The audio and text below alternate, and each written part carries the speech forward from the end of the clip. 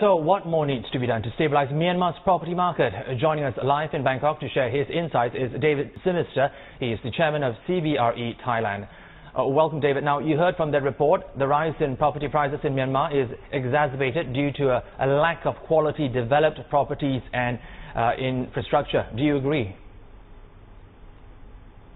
Yes, I do. Land prices are going to keep on going up.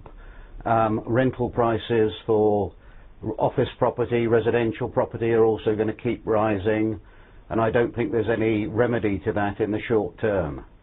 So, given the current situation in terms of the property price landscape, is it a good time or not a good time to enter Myanmar now or later when the prices might just even increase even further?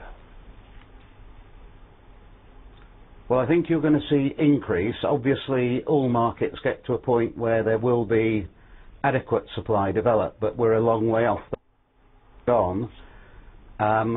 What I do think is going to happen, or I think for investors, it's only really the very high-risk investors who should be looking at Myanmar at the moment. The big long-term strategic investors, like some of the Japanese groups. All right, so long-term investors. Now, how should new investors, including foreigners, David, go about selecting a well-valued piece of property in Myanmar? Well, that's very, very difficult because there's an active local market. Plots of land are changing hands between local people, and the price is rising. You don't have a legal framework for foreigners to buy.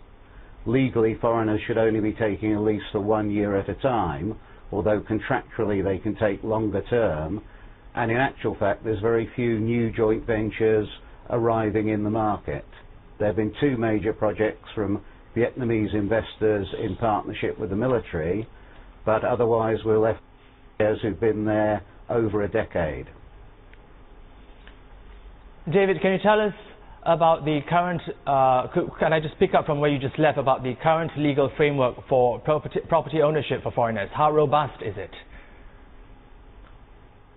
Well, it's not robust at all. So if you're at all cautious or conservative, Myanmar's not somewhere you should be investing today.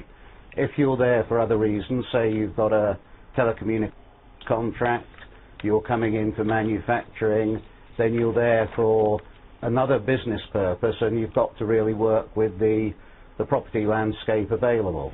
But you don't have a legal framework, and you don't have a strategy that is encouraging or inviting for foreign investors. All right, thank you much, David, for your thoughts. That was David Simister from CBRE Thailand.